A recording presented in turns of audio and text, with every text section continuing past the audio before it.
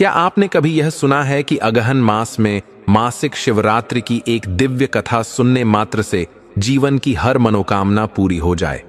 दर्शक बंधु, मासिक शिवरात्रि की इस पावन रात का महत्व शब्दों में बयां करना भी कठिन है।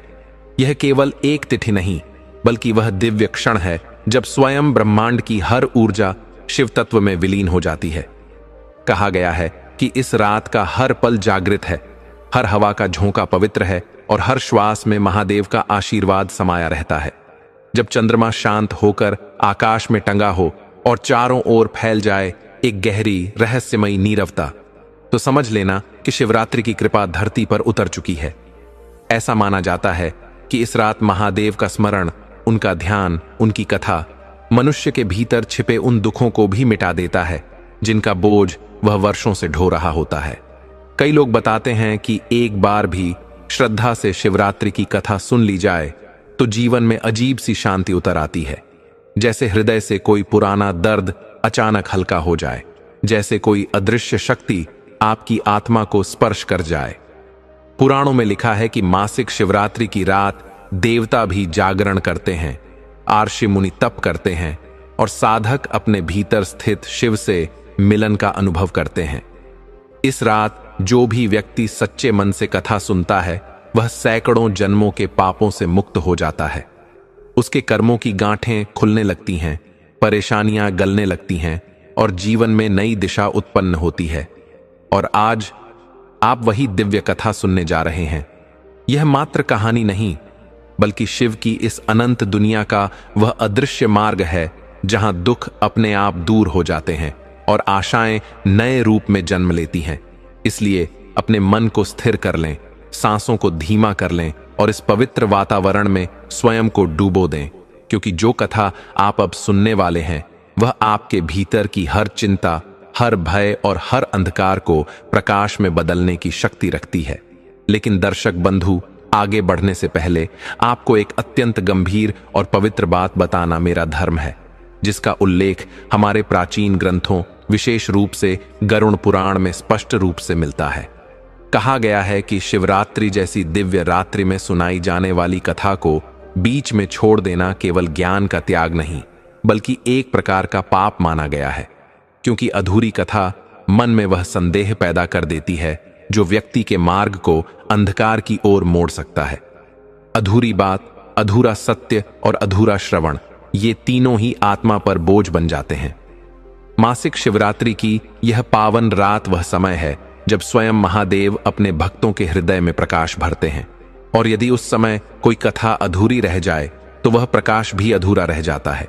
इसीलिए आपसे विनम्र निवेदन है कि आज की इस कथा को पूर्ण श्रद्धा के साथ अंत तक अवश्य सुने, क्योंकि यह केवल एक कहानी नहीं, यह शिव की अनंत कृपा का माध्यम है जो शायद आपके जीवन की दिशा बदलने आई हो सकता है कि इस कथा का कोई एक वाक्य, कोई एक प्रसंग आपको उन दुखों से मुक्त कर दे जो वर्षों से आपके मन पर बोझ बने थे। हो सकता है महादेव का आशीर्वाद इसी कथा के माध्यम से आप तक पहुंचने की प्रतीक्षा कर रहा हो। इसलिए धैर्य से, एकाग्रता से और खुले मन से इस कथा को सुने, क्योंकि शिवरात्रि की दिव्यता उन लोगों तक ही पहुंचती है जो कथा को संपूर्णता में स्वीकार करते हैं। और यदि आप सच्चे सनातनी हैं, शिव के भक्त हैं, तो यह आपका कर्तव्य भी है कि इस महादेव महिमा वाले संदेश को केवल अपने तक सीमित न रखें, बल्कि इसे अधिक से अधिक लोगों तक पहुंचाएं। इसलिए वीडियो को लाइक करें, अपने प्रियजनों के साथ साझा करें और हमारे चैनल भैरम पावर को सब्सक्राइब अवश्य करें, ताकि मासिक शिवरात्रि, महादेव की लीला और जीवन की गूढ़ शिक्षाएं आपको निरंतर प्राप्त होती रहें।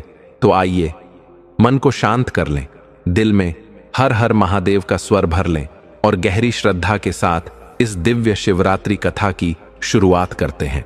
आज की कथा हमें ले चलती है एक ऐसे अद्भुत युग में जब स्वर्ण भूमि देश में राजा वीर सिंह का शासन था। उस समय भी देश के अनेकों राज्य होते थे और राजा वीर सिंह ने हर राज्य में एक शासक नियुक्त कर रखा था। ये शासक अधिकतर राजा के करीबी ही होते थे। ऐसा ही एक संभ्रांत राज्य था चंद्रपुर, जहां पर राजा वीर सिंह ने अपने चचेरे भाई रणजीत को चंद्रपुर का शासक नियुक्त कर रखा था। रणजीत की सहायता के लिए 2 मंत्री भी थे, हरिप्रसाद, जो दयालु, उदार और क्षमाशील और अच्छे स्वभाव का व्यक्ति था, उसकी उदारता और अच्छे स्वभाव के कारण लोग उसे बहुत पसंद करते थे। और उसका दूसरा मंत्री, जिसका नाम था दिव्य प्रसाद, जो अन्याय प्रिय और दुष्ट स्वभाव का व्यक्ति था, उसकी हरकतों और कारनामों के चलते आम जनता उससे नाखुश ही रहती थी। यहां तक कि दिव्य प्रसाद अपने सहयोगी हरिप्रसाद के प्रति भी द्वेष रखता था। एक दिन शासक रणजीत ने हरिप्रसाद से कहा, मुझे एक ऐसी सेविका चाहिए जो अत्यंत सुंदर हो और गायन वादन के साथ ही विभिन्न कलाओं में माहिर हो। यह सुनते ही दिव्य प्रसाद ने तुरंत बात काटते हुए कहा, ऐसी सेविका तो 100 हज सिक्कों से कम में नहीं मिलने वाली। रणजीत ने तीखी निगाहों से देखकर कहा, तुम क्या समझते हो कि 10,000 सिक्के मेरे लिए बहुत ज्यादा हैं? और इतना कहने के बाद उसने बिना देर किए हरिप्रसाद को 10,000 सिक्के देने का आदेश दिया। सिक्के लेने के बाद हरिप्रसाद अपने घर गया और अपने घर पर बिचलहों को बुलाया। उस जमाने में दास और संगीत दासम प्लायम बिचली से कहा, तुम मेरे लिए सेनापति रणजीत के दरबार हेतु एक ऐसी सेविका खोजो जो न केवल अद्भुत रूपवती हो बल्कि सारी विद्या और कलाओं में भी निपुण हो, चाहे उसकी कीमत कितनी भी क्यों ना हो। नगर के सभी बिचली उत्साह से ऐसी सेविका की खोज में लग गए। कुछ दिनों बाद एक बिचैया समाचार लेकर आया कि एक व्यापारी के पास ठीक वैसी ही सेविका उपलब्ध है जैसी आपने मांगी थी। व्यापारी के साथ वह सेविका का, जिसका नाम अवंतिका था, उसको भी अपने साथ लेकर आया। जब हरिप्रसाद ने उसे देखा और परखा तो पाया कि अवंतिका में गुण मौजूद थे। उसे गायन, नृत्य और अन्य वाद्य यंत्रों के साथ ही बांसुरी बजाने में माहिर थी और रणजीत की उम्मीद से भी अधिक सुंदर नजर आ रही थी। उसने व्यापारी से उसकी कीमत पूछी तो व्यापारी ने कहा, महाराज, यह रत्न अनमोल है, पर मैं इसे केवल 10,000 सिक्कों में बेच दूं। दगा, इसके पालन पोषण और शिक्षा में मैंने बहुत मेहनत की है। यह गायन, वादन, साहित्य, इतिहास और अन्य कई कलाओं में पारंगत है। बिना कुछ कहे मंत्री ने 10,000 सिक्कों में बेच दूं की थैली उस व्यापारी को भेंट कर दी। फिर व्यापारी ने निवेदन किया, सरकार, एक बात और, इस सेविका को 1 सप्ताह बाद ही सेनापति के समक्ष ले जाई, क्योंकि यह लंबी यात्रा से आई है, इसलिए बहुत थक गई है। यदि आप इसे कम से कम 1 हफ्ते अच्छे से खिलाएंगे, पिलाएंगे और 2 बार गर्म पानी से स्नान कराएंगे तो उसका रूप इतना निखर जाएगा कि आप स्वयं भी इसे पहचान नहीं पाएंगे। हरिप्रसाद ने व्यापारी की बात मान ली और उसने अवंतिका को अपनी पत्नी को सौंपते हुए कहा, इसे 1 सप्ताह तक अच्छे से खिलाओ, पिलाओ और 2 बार गर्म पानी में स्नान कराओ। फिर मैं इसे राजा रणजीत के सामने भेंट के रूप में पेश करूंगा। साथ ही उसने अवंतिका से कहा, देखो, मैंने तुम्हें अपने मालिक के लिए खरीदा है। तुम यहां आराम से रहो, पर समझदारी से काम लेना और सावधान रहना कि किसी भी पुरुष के साथ तुम्हारा मिलाप ना हो। खासकर हमारे जवान बेटे अभिमन्यु से दूर ही रहना, जो दिन में कई बार अपनी मां के पास आता रहता है। अवंतिका ने हां में सिर हिलाते हुए उत्तर दिया, सरकार, आपने सही किया जो मुझे बता दिया। आपने चेतावनी देकर मेरी हिफाजत की है। अब आप निश्चिंत रहिए, मैं आपकी आज्ञा के खिलाफ कभी कुछ नहीं करूंगी। उसके बाद हरिप्रसाद अपने दरबार से निकलकर अपनी जिम्मेदारियों में लग गया। दोपहर के भोजन के समय अभिमन्यु अपनी मां के पास गया और देखा कि मां के पास एक बेहद सुंदर सेविका बैठी थी। उसकी सोने जैसी सुनहरी त्वचा, आंखें हिरणी जैसी चमकदार और चाल तो इतनी मनमोहक कि देखते ही दिल खुशी से झूम उठे। उस अद्भुत सुंदरता को देखते ही अभिमन्यु का मन अवंतिका के लिए धड़कने लगा। उसने उत्सुकता से मां से पूछा, मां, यह इतनी सुंदर युवती कौन है? मां ने मुस्कुराते हुए बताया, यह सेविका बंगाल देश से आई है और तुम्हारे पिता ने इसे चंद्रपुर के सेनापति रणजीत की सेवा के लिए खरीदा है। लेकिन इसके बावजूद अभिमन्यु का दिल अवंतिका के मोह में पड़ गया और उसने मन ही मन सोचने लगा कि काश यह दासी उसके अधिकार में आ जाए। स्वयं अभिमन्यु भी अत्यंत आकर्षक युवक था और अवंतिका ने भी उसे देखकर भगवान से प्रार्थना करना शुरू कर दिया, हे भगवान, कुछ ऐसा चमत्कार हो जाए कि मैं सेनापति के बजाय इस सुंदर नौजवान के साथ रह सकूं। उस दिन से अभिमन्यु ने नियम बना लिया कि वह अक्सर मां के पास आता और अवंतिका से नजरों ही नजरों में बात करता। अवंतिका भी चुपके चुपके अपनी भावनाएं जाहिर करने लगी। उसकी आंखों में प्यार के मीठे इशारे थे जो बिना शब्दों के उसके दिल की गहरा की बातें कह जाते थे। यह मौन संवाद कब तक छुपा रहेगा, कोई न जानता था, लेकिन अभिमन्यु की मां ने उसके इरादे समझ लिए और बोली, प्यारे बेटे, अब भगवान की दया से तुम जवान हो गए हो। तुम्हें अब स्त्रियों के बीच ज्यादा समय नहीं बिताना चाहिए। खाने के बाद तुरंत बाहर जाकर अपने साथी मित्रों के साथ रहो और अपना काम करो। अभिमन्यु ने थोड़ी अनिच्छा में यह बात मान ली। 2 दिन बाद हरिप्रसाद की पत्नी ने कुछ अन्य दासियां के साथ अवंतिका को स्नान घर में भेजा। वहां उसे गर्म पानी से अच्छे से नहलाया गया और फिर नए सुनहरे कपड़े पहनाए गए। जब वह वापस आई तो एक बुजुर्ग महिला पूछ बैठी, बेटी, तुम कौन हो, कहां से आई हो? अवंतिका ने हंसते हुए कहा, मैं आपकी दासी अवंतिका हूं, बस स्नान करके आई हूं। साथ ही अन्य दासियां भी कह रही थीं कि स्नान के बाद तुम इतनी सुंदर हो गई हो कि पहचान पाना मुश्किल हो गया। हरिप्रसाद की पत्नी ने भी मुस्कुराते हुए कहा, सच कहूं तो तुम्हारी सुंदरता देखकर मैं भी पहचान नहीं सकी, लगता है। अच्छा बताओ, क्या स्नान घर में अभी कुछ गर्म पानी बचा है या तुमने सब खर्च कर डाला? मुझे भी काफी दिनों से नहाने का मन हो रहा है ताकि तरोताजा हो सकूं। अवंतिका ने कहा, बिल्कुल मां, अभी स्नान घर में काफी गर्म पानी मौजूद है। हरिप्रसाद की पत्नी ने स्नान घर जाने से पहले वहां खड़ी अन्य दसियों को समझा दिया कि मैं नहाने जा रही हूं। तुम लोग ध्यान रखना, अगर इस दौरान अभिमन्यु आ जाए और अवंतिका के पास जाने की कोशिश करें तो तुम उसे रोक देना। यह कहते ही वह स्नान घर चली गई। संयोग से उसी समय अभिमन्यु वहां पहुंच गया। उसने देखा कि मां अभी भी स्नान घर से बाहर नहीं आई हैं, तो उसे लगा कि अब सही मौका है। वह अवंतिका का हाथ पकड़कर उसे एक नजदीक के कमरे में ले चला। दासिया ने उसे रोकने की पूरी कोशिश की, पर वह मानने वाला नहीं था। उसने दोनों दासियां को धक्का मारते हुए बाहर निकाल दिया और फिर अवंतिका को लेकर कमरे में चला गया और अंदर से दरवाजा बंद कर लिया। अवंतिका तो स्वयं अभिमन्यु के मोह में डूब चुकी थी। दोनों ने एक दूसरे के साथ काफी समय बिताया। इसी दौरान जिन सेविकाओं को वह कमरे से बाहर निकाल आया था, वे रोते पीटते स्नान घर के दरवाजे पर पहुंच गई और अपने माल का नाम लेकर शिकायत करने लगी। जब हरिप्रसाद की पत्नी ने उनसे पूछा तो उन्होंने पूरा हाल सुनाया। यह सुनकर वह घबराहट से कांप उठी और बिना स्नान किए ही कक्ष में लौट आई। इतनी देर तक में अभिमन्यु महल से बाहर निकल चुका था। जब अवंतिका ने देखा कि हरिप्रसाद की पत्नी सिर पीटते हुए लौट आई हैं, तो उसे आश्चर्य हुआ। उसने मुस्कुराते हुए पूछा, मालकिन, क्या हुआ है? आप इतनी बेचैन क्यों हैं? क्या हुआ कि बिना नहाए ही आ गई हैं? हरिप्रसाद की पत्नी ने गुस्से में दांत पीसते हुए कहा, कमबख्त, तू मुझसे पूछती है कि क्या हुआ? क्या तुझे नहीं पता कि मैंने पहले ही बता दिया था कि तू सेनापति रणजीत की सेवा के लिए खरीदी गई है? फिर तूने अभिमन्यु को अपने पास आने क्यों दिया? अवंतिका ने शांत स्वर में जवाब दिया, मालकिन मां, मैंने कोई गलती नहीं की है।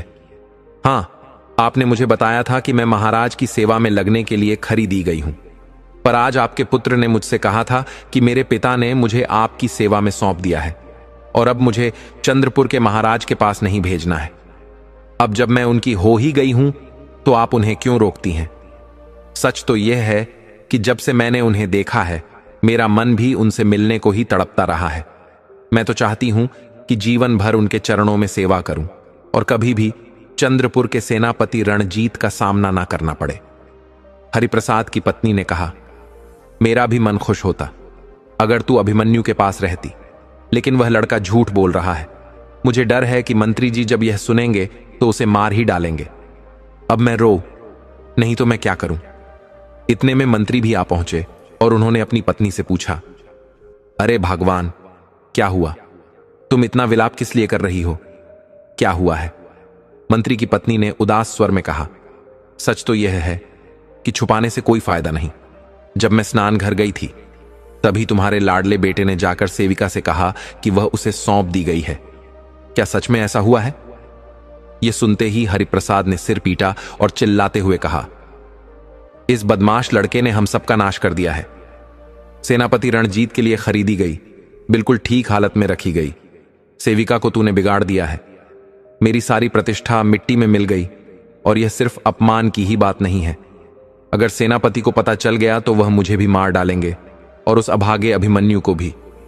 उसकी पत्नी ने धीरे से कहा, स्वामी, अब जो हुआ उस पर पछताने से क्या लाभ। मैं तो अपने सारे गहने उतार दूंगी, इन्हें बेचकर 110 सिक्के तो मिल ही जाएंगे। तुम बस फिर बिचलहों को बुला लो और एक नई सब गुणों से भरपूर सेविका लाने के लिए कह दो, जिससे महाराज को दिए वचन को निभाया जा सके। मंत्री ने गुस्से में कहा, क्या तुम समझती हो कि मैं 110 सिक्कों के लिए रो रहा हूं? मुझे दहक है कि मेरी प्रतिष्ठा खतरे में है। दिव्य प्रसाद जरूर महाराज से कह देगा कि मैंने जो सेविका महाराज के लिए खरीदी थी वह अपने बेटे को दे दी। उसकी पत्नी ने फुसफुसाना, दिव्य प्रसाद तो निसंदेह तुम्हारा पुराना दुश्मन है, लेकिन हमारे घर में क्या चल रहा है उसको क्या पता। अगर कोई चुगली भी करे तो तुम महाराज से कह देना कि मैंने आपके लिए एक सेविका खरीदी ही थी, पर उसकी जांच करने पर पता चला कि वह आपके योग्य नहीं थी। इससे दिव्य प्रसाद की शिकायत का कोई असर नहीं पड़ेगा। अब तुम फिर से बेचैनियों को बुला लो और एक नई सेविका की व्यवस्था कर लो। पत्नी की बात सुनकर मंत्री का गुस्सा थोड़ा कम हो गया, पर वह अभिमन्यु को माफ नहीं कर पा रहा था। अब अभिमन्यु अपने पिता से छुपकर रात में महल में आता और सुबह के समय जब पिता जागते उससे पहले चुपचाप बाहर चला जाता। फिर भी उसकी मां के दिल में डर हमेशा बना रहता था कि कहीं मंत्री ने उसे पकड़ लिया तो उसका गुस्सा फिर भड़क उठेगा और वह उसे मार डालेगा। एक दिन मां ने अपने पति से पूछा, अगर तुम्हें मौका मिला तो क्या करोगे? पति ने कड़कती आवाज में कहा, अगर मौका पाऊंगा तो इस अपराध के लिए उसे मार ही डालूंगा। मां ने समझाते हुए कहा, देखो, वह तुम्हारा इकलौता बेटा है। जवानी में इंसान से भूल हो जाती है, पर इतनी भी नहीं होनी चाहिए कि अपना अपराध ना समझे। अगर उसे उसके काम का पता चल जाए तो मेरी सलाह है, तुम उसे पकड़ लो और मारने के लिए तलवार निकाल लेना। फिर मैं तुम्हारी तारीफ करूंगी और उसे छुड़ा लूंगी। यह सलाह मंत्री को भा गई। अगले दिन सुबह पत्नी के इशारे पर मंत्री महल के दरवाजे पर गया, अभिमन्यु को पकड़ लिया और तलवार निकालकर उसे मारने के लिए तैयार हुआ। तभी उसकी पत्नी आकर उसका हाथ पकड़ लिया और कड़ाई से बोली, अगर तुम सच में इसे मारना चाहते हो तो पहले मुझे मार डालो। अभिमन्यु भी हकलाते हुए प्राण भिक्षा मांगते हुए बोला, इतनी छोटी गलती पर अगर आप मेरी जान ले लेंगे तो स्वर्ग में भगवान को क्या जवाब देंगे? मंत्री ने तलवार फेंकते हुए कहा, तुम मेरे नहीं, अपनी मां के चरणों पर गिरो। मैं उसी के कहने पर तुम्हें छोड़ रहा हूं और मैं अवंतिका को भी तुम्हें देता हूं, पर ध्यान रखना उसके साथ वैवाहिक व्यवहार करना सेविका जैसा नहीं, और उसे किसी भी हालत में आगे किसी को ना बेचना। इसके बाद अभिमन्यु खुशी खुशी अवंतिका के साथ रहने लगा और मंत्री भी उन दोनों के प्रेम को देखकर संतोष से रहने लगा। अंत में मंत्री ने महाराज रणजीत के सामने वही बात रख दी जो उसकी पत्नी ने समझाई थी। इसी तरह समय तेजी से आगे बढ़ चला था और देखते ही देखते 1 वर्ष बीत गया। मंत्री एक दिन गर्म पानी से स्नान कर रहा था कि अचानक कुछ ऐसा हुआ कि वह बीच बीच में बाहर निकल आया। गर्मी से अचानक ठंड में आ जाने के कारण वह बीमार पड़ गया और उसकी तबीयत लगातार बिगड़ती गई और वैद्य हकीमों ने उसकी जान बचाने से इनकार दिया। अपने अंतिम समय को देखते हुए उसने अपने साथ हमेशा रहकर सेवा करने वाले अपने बेटे अभिमन्यु से कहा, बेटा, मैंने पहले भी कहा था और अब फिर कहता हूं, अवंतिका को प्यार से उसका ख्याल रखना, उसे कभी भी छोड़ना मत और ना ही उसे बेचना। कुछ ही समय में मंत्री ने देह त्याग दी। अभिमन्यु ने उसका अंतिम संस्कार कर दिया और 30 दिन तक पिता का मातम मनाया। इस दौरान उसने किसी मित्र या जान पहचान वाले को अपने पास आने की अनुमति भी नहीं दी। धीरे धीरे उसके मित्र उसे तसल्ली देने आए और कुछ ही दिनों में उनके आने जाने का सिलसिला बढ़ने लगा। अभिमन्यु, जो अभी युवा और अनुभवहीन था, उसके मतलबी मित्रों ने इस हालत का गलत फायदा उठाना शुरू कर दिया। उन्होंने उसे रास रंग के सुझाव दिए, जिसके चलते अभिमन्यु ने दोनों हाथों से धन बर्बाद करना शुरू कर दिया। उसके मित्र भी उसकी कमाई से अपने अपने घर भरने लगे। एक दिन अवंतिका ने उसे समझाते हुए कहा, तुमने अपने इन कमीने मित्रों पर बहुत सा धन खर्च कर डाला है, अब समझदारी दिखाओ और इन फिजूल खर्च को बंद कर दो।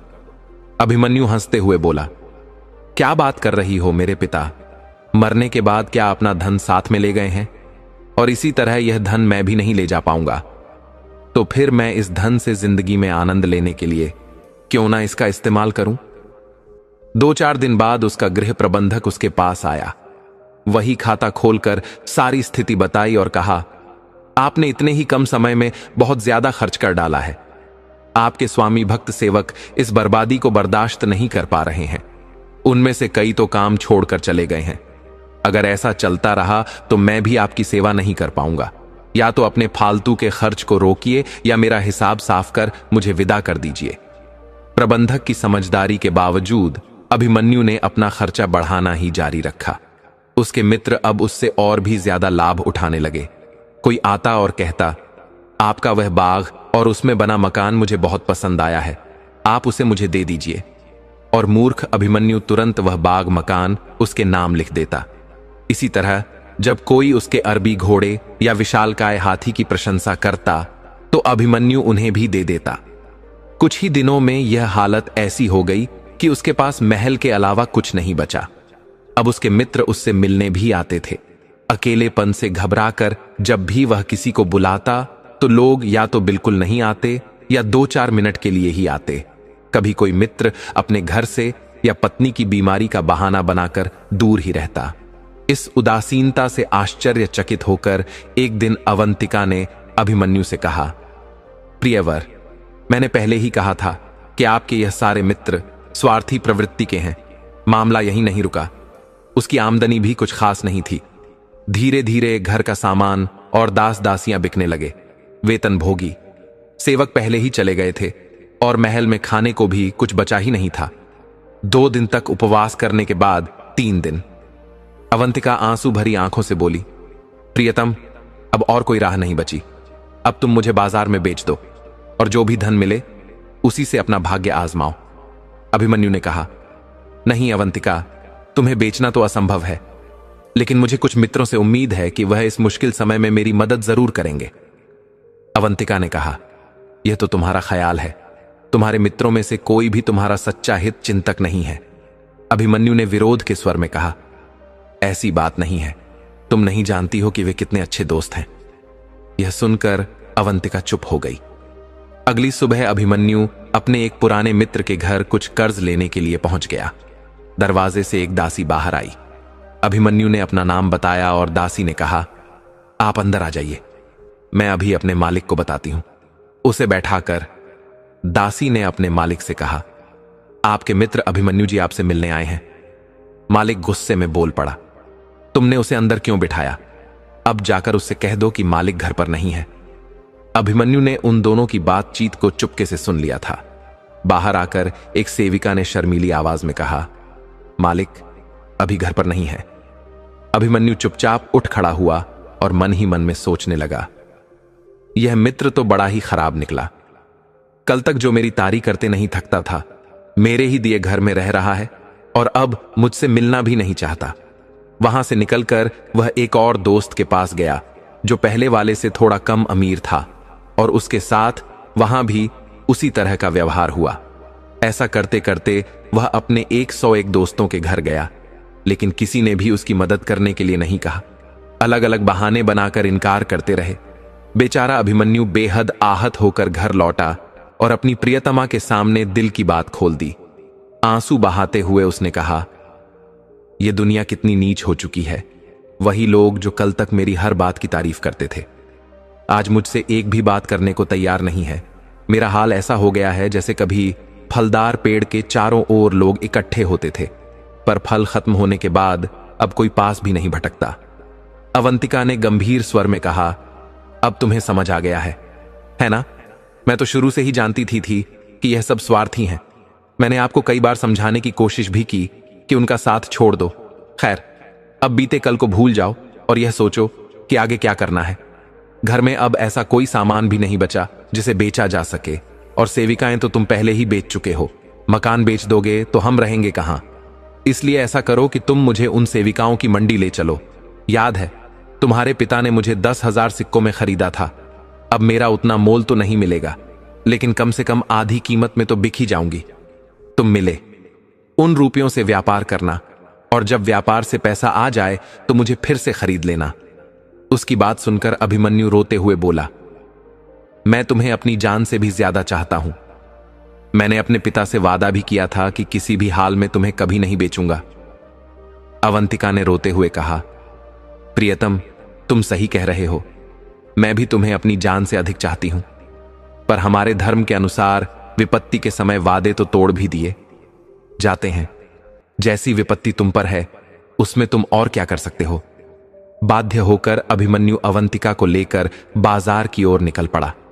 उसने पुराने दलाल को बुलाकर कहा, कई साल पहले मेरे पिता के हाथ तुमने बंगाल देश की एक सेविका को 10,000 सिक्कों में बेचा था। अब मैं उसे बेचना चाहता हूं। तुम उसके लिए कोई खरीदार ढूंढो। दलाल ने उसकी बात मानते हुए अवंतिका को एक मकान में बंद कर बाहर ताला लगा दिया, जैसा कि बेचने वाली सेविकाओं के साथ किया जाता था। फिर वह उन व्यापारियों के पास गया जिनके पास यूनान, फ्रांस, अफ्रीका समेत कई देशों की सेविकाएं खरीद कर अपने पास रखी हुई थी। दलाल ने व्यापारियों से कहा, आप लोगों ने देश देश से सेविकाएं इकट्ठी की है, पर मैं आपको बंगाल देश की ऐसी सेविका दिखाऊंगा जिसके सामने कोई भी टिक नहीं सकेगा। आपने विद्वानों का यह कथन तो सुना ही होगा कि हर गोल चीज सुपारी नहीं होती, हर पतली चीज अंजीर नहीं होती, हर लाल चीज मांस नहीं होता और हर सफेद चीज अंडा नहीं होता। इसी तरह यह सेविका कोई आम सेविका नहीं है।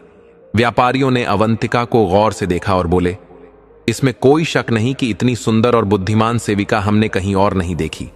हम सब मिलकर इसे खरीदेंगे और इसका दाम 4,000 सिक्के तय करते हैं। इससे अधिक देना हमारे बस की बात नहीं। इसके बाद वे मकान के बाहर इकट्ठे हो गए और दलाल से सौदेबाजी करने के लिए उनके पास आया। इसी बीच दुष्ट मंत्री दिव्य प्रसाद की सवारी वहां से निकली। उसने पूछते हुए कहा, यह भीड़ कैसी है? दलाल ने बताया, यह सब एक सेविका खरीदने के लिए इकट्ठा हुए हैं और उसका दाम 4,000 सिक्के तय कर रहे हैं। तभी दिव्य प्रसाद ने कहा, मुझे भी एक अच्छी सेविका चाहिए, तुम मुझे वह सेविका दिखाओ। दलाल वजीर को अपने मकान में ले गया और अवंतिका को दिखाया। वजीर ने कहा, मैं इसके लिए 4,000 सिक्के दूंगा, अगर कोई इससे ज्यादा दाम दे तो वह ले जाए। यह बोलते हुए उसने बाकी व्यापारियों को इशारा कर दिया, ध्यान रहे, इससे ऊपर का दाम मत लगाना। फिर दलाल ने अभिमन्यु के पास जाकर कहा, मुझे अफसोस है कि आपकी दासी अपेक्षित दाम से कम में रही है। मैंने व्यापारियों को दिखाया तो वे 4,000 सिक्के देने को तैयार हो गए। मैं सोच रहा था कि थोड़ी देर और इंतजार करूं, शायद कोई 5 या 6,000 सिक्के में खरीदने को तैयार हो जाए। उसी समय वजीर दिव्य प्रसाद की सवारी उधर से निकल रही थी। भीड़ देखकर उसने पूछा, क्या बात है, इतनी भीड़ क्यों लगा रखी है? जब उसे पता चला कि एक अच्छी दासी बिक रही है तो उसने गौर से अवंतिका को देखा और उसके लिए 4 सिक्के का दाम लगा दिया। साथ ही उसने अन्य व्यापारियों को भी संकेत दे दिया कि इससे ज्यादा दाम मत लगाना। उसने फिर पूछा, अब बताओ तुम क्या कहते हो? अभिमन्यु ने तुरंत कहा, दिव्य प्रसाद हमारे परिवार का पुराना दुश्मन है। मुझे यह बिल्कुल मंजूर नहीं कि मैं किसी भी कीमत पर अपनी प्रिय दासी उसके हाथों बेचूं। दलाल ने उत्तर दिया, देखो, दिव्य प्रसाद तो इस दासी का थोड़ा ज्यादा दाम भी लगा सकता है, जिससे मुझे मजबूरन उसे उसके हवाले करना पड़ जाएगा। लेकिन अगर तुम सच में इसे किसी दाम पर नहीं बेचना चाहते तो एक तरकीब है। जब मैं अवंतिका को वजीर के हवाले करने लगूं, तुम तुरंत आकर उसके चेहरे पर हल्के से थप्पड़ मारते हुए उसे अपनी ओर खींच लेना और बोल देना कि मुझे इस दासी पर गुस्सा आ गया था, इसलिए मैंने प्रतिज्ञा की थी कि बाजार में खड़े खड़े तेरा सौदा कर दूंगा। इस तरह सौदा हो जाएगा और मेरी प्रतिज्ञा पूरी हो जाएगी। अब मैं इसे किसी भी दाम पर नहीं बेचना चाहता। अभिमन्यु ने दलाल की बात खुशी से मान ली और चुपके से उसके पीछे दसियों के बाजार की ओर निकल पड़ा।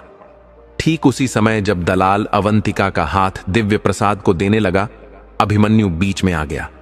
उसने अवंतिका का दूसरा हाथ पकड़कर उसे अपनी ओर खींचा और उसके चेहरे पर 2 हल्के थप्पड़ मारते हुए कहा, तू कहां जा रही है? मैंने कहा था कि तेरी बदतमीजी और आज्ञा ना मानने पर तुझे बेच दूंगा। अब तेरी बिक्री हो चुकी है, सीधे सीधे मेरे घर चल। यह कहकर अभिमन्यु अवंतिका को घसीटते हुए अपने घर की ओर लेकर चला गया। दिव्य प्रसाद इस अचानक हुई घटना से स्तब्ध रह गया, क्योंकि उसे पता ही नहीं था कि यह दासी अवंतिका असल में अभिमन्यु की अपनी दासी है। अपमान सहन ना कर सके दिव्य प्रसाद गुस्से में आ गया और अपने घोड़े पर चढ़कर रास्ते में अभिमन्यु को पकड़ लिया। उसने अभिमन्यु पर एक कोड़ा मारने की कोशिश की, पर अभिमन्यु पहले से ही चौकन्ना था। उसने दिव्य प्रसाद का हाथ पकड़कर उसे घोड़े से नीचे खींच लिया। अब दोनों के बीच भयंकर मल्ल युद्ध छिड़ गया। वजीर बूढ़ा था और अभिमन्यु जवान। अभिमन्यु ने वजीर को उठाकर कई बार जमीन पर पटक दिया और पिटाई कर दी। बाजार में मौजूद सभी लोग यह तमाशा देखने लगे।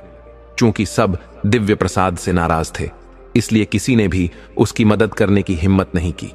यहां तक कि जब वजीर के नौकर उसे बचाने के लिए आगे बढ़े तो भीड़ ने चिल्लाकर कहा, तुम लोग इन दोनों के बीच में मत पड़ो। तुम्हें नहीं पता कि यह नौजवान दिवंगत मंत्री हरिप्रसाद का पुत्र है। इससे नौकर भी डर कर पीछे हट गए और अंत में अभिमन्यु ने बूढ़े वजीर को पूरी तरह परास्त कर दिया। उसके शरीर से कई जगह खून बह निकला। उसके वस्त्र और अंग खून और मिट्टी से लथपथ हो गए और वह बेहोश होकर जमीन पर गिर पड़ा। अभिमन्यु अवंतिका को लेकर अपने घर चला गया। इसी बीच दिव्य प्रसाद खून और मिट्टी लगे कपड़े पहनकर महाराज रणजीत के पास पहुंचा। वजीर की ऐसी हालत देखकर राजा रणजीत हैरान रह गए और पूछने लगे, इतनी बुरी तरह तुम्हें किसने मारा? दिव्य प्रसाद ने हाथ जोड़कर कहा, महाराज, पुराने मंत्री हरिप्रसाद के बेटे अभिमन्यु ने मेरी यह दुर्दशा की है। रणजीत ने विस्तार से पूछताछ की तो दिव्य प्रसाद ने बताया, मैं आज बाजार की तरफ निकल रहा था कि अचानक एक भीड़ दिखाई दी। जब पूछा गया तो पता चला कि एक दासी बिक रही है। मुझे गृह कार्य के लिए एक दासी चाहिए थी, इसलिए मैं वहीं रुक गया। उसे देखकर मुझे लगा कि यह आपकी सेवा के लिए उपयुक्त है, तो मैंने 4000 सिक्कों में सौदा कर लिया। लेकिन इतने में अभिमन्यु आ गया और कह दिया कि मैं अपनी दासी आपके हाथ नहीं बेचूंगा। मैंने उसे बहुत समझाया कि मैं यह दासी अपने लिए नहीं बल्कि महाराज के लिए खरीद रहा हूं, पर उसने मेरी एक भी बात नहीं सुनी। उसने आपको भी भला बुरा कहा और मुझे मार पीट कर दासी को अपने साथ ले गया। सरकार, आपको याद होगा कि कुछ साल पहले आपने हरिप्रसाद को 10,000 सिक्के देकर एक प्रतिभाशाली सेविका को खरीदने का आदेश दिया था। उसी धन से उसने वह सेविका खरीदकर अपने बेटे को दे दी थी और तब से वह सेविका उसके पास ही है। महाराज पिता के मरने के बाद अभिमन्यु ने अपनी सारी संपत्ति भोग विलास में उड़ा दी। अब उसके पास बस एक मकान और वही सेविका बची है। भूख और तंगी से परेशान होकर उसने अपनी सेविका को बेचने का निश्चय किया, पर मुझसे दुश्मनी होने के कारण उसने मेरा यह हाल किया। महाराज रणजीत को पुरानी बात याद आ गई और गुस्से से भर उठे।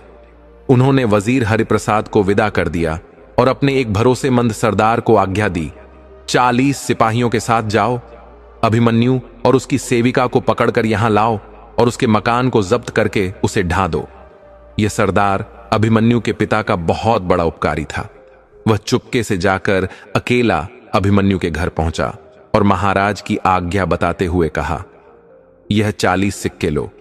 अभी मेरे पास इतना ही धन है और तुम तुरंत सेविका को लेकर यहां से कहीं दूर भाग जाओ, नहीं तो तुम दोनों को अपनी जान से हाथ धो होंगे। मैं भी भागता हूं, क्योंकि अगर कोई मुझे यहां देख ले और महाराज को बता दे तो मुझे भी मार दिया जाएगा। यह कहकर सरदार तुरंत वहां निकल गया। इधर अभिमन्यु अपनी सेविका अवंतिका को यह सब बताकर उसे लेकर मकान के पिछवाड़े की दीवार तोड़कर वहां से भागता पास में स्थित एक नदी के किनारे पहुंच गया। संयोग से उसी समय एक छोटा जहाज स्वर्ण भूमि की ओर लंगर उठा रहा था। जैसे ही अभिमन्यु और सेविका छड़े, जहाज ने लंगर उठाया और स्वर्ण भूमि की ओर चल पड़ा। थोड़ी देर बाद वही सरदार अपने साथ सशस्त्र सैनिकों को लेकर अभिमन्यु के घर का दरवाजा क्रोध से खटखटाने लगा, जैसे कि वह सचमुच उसे पकड़ने आया हो। दरवाजा न खुलने पर उसने दरवाजा तोड़ दिया और अंदर जाकर सिपाहियों को मकान की तलाशी लेने तथा अभिमन्यु और उसकी सेविका को पकड़ने का आदेश दिया। सिपाहियों को घर में ना तो कोई सामान मिला और ना ही कोई इंसान पड़ोसियों से भी पूछताछ की गई, पर सभी ने कहा कि उन्हें इस बारे में कुछ नहीं मालूम कि वह कहां चला गया। सरदार ने सारी घटना महाराज को बताई।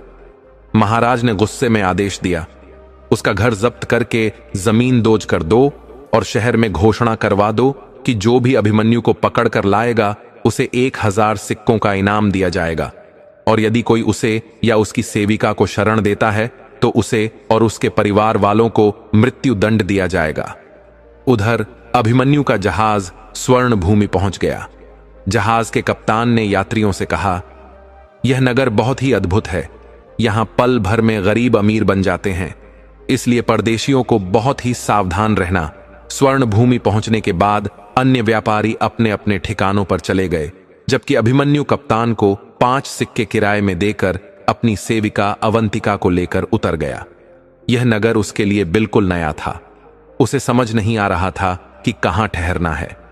काफी देर भटकने के बाद दोनों एक बाग में पहुंचे जो नदी के किनारे स्थित था और जिसका द्वार खुला हुआ था। वहां बाग के कुंड में हाथ पांव धोकर और पानी पीने के बाद वे एक दालान में बैठे दोनों बहुत ही थके हुए थे कि जैसे वह लेटे तुरंत उन्हें नींद आ गई और सो गए। यह बाग राजा वीर सिंह का था, जहां वह रात को सर करने आता रहता था। उस बाग में दिन रात मोमबत्तियां जलती रहती थीं और एक विशाल बारहदरी थी जिसकी ऊंची छत से रोशनी पूरे नगर में दिखाई देती थी। उस बारहदरी में 80 दरवाजे थे, जिनके दरवाजे बिल्लौर के बने हुए थे। बाग के दारोगा सलीम की अनुमति के बिना कोई भी यहां प्रवेश नहीं कर पाता था। उस दिन वह थोड़ी देर के लिए बाग का दरवाजा खुला छोड़कर बाहर चला गया था, पर कुछ देर बाद संध्या में वापस आया। संध्या होने पर शेख सलीम ने देखा कि कुंड के पास की दालान में 2 व्यक्ति अपने मुंह पर महीन चादर ओढ़े सो रहे हैं। गुस्से में आकर उसने डंडा उठाने का मन बनाया कि दोनों को पीट दूं। फिर उसने सोचा, शायद यह परदेसी हैं, बिना पूछे दंड देना ठीक नहीं होगा।